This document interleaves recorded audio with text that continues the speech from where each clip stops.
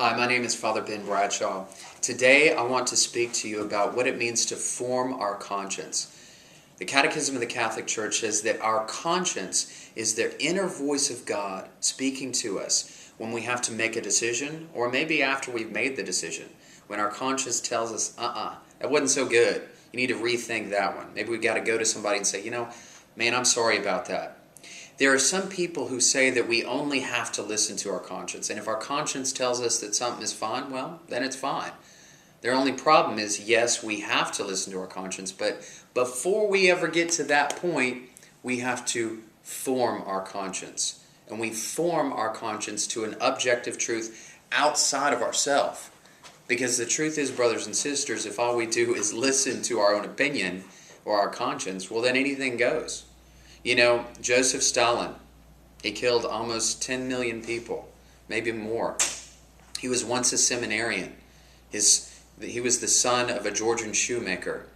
And yet something happened in his life that he carried all this hate and anger, and he killed all these innocent people. And if he was just listening to his conscience, then he could have said, well, I was listening to my conscience when I killed all these people. But obviously Joseph Stalin did not form his conscience to something outside of himself.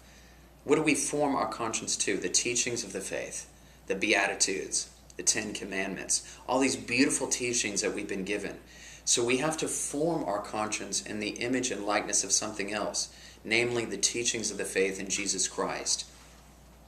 I love going to the beach. I love it. And I remember when I was a kid, I'd go get that sand pail. Everybody's seen those plastic sand pails, right? And you fill it full of sand, you dump it out, and you make a big sand castle around you, right? Most kids do this. I loved it. And maybe we can say the same thing, that pail, right?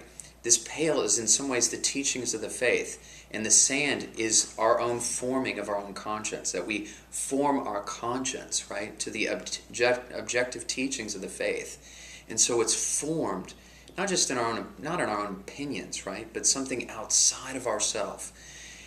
As we get closer to that, brothers and sisters, we get closer to truth. And Jesus tells us in the Gospels, you will find the truth, and the truth will set you free. It's something Pope Benedict has said many, many times. Truth brings freedom. Not opinions brings freedom. No.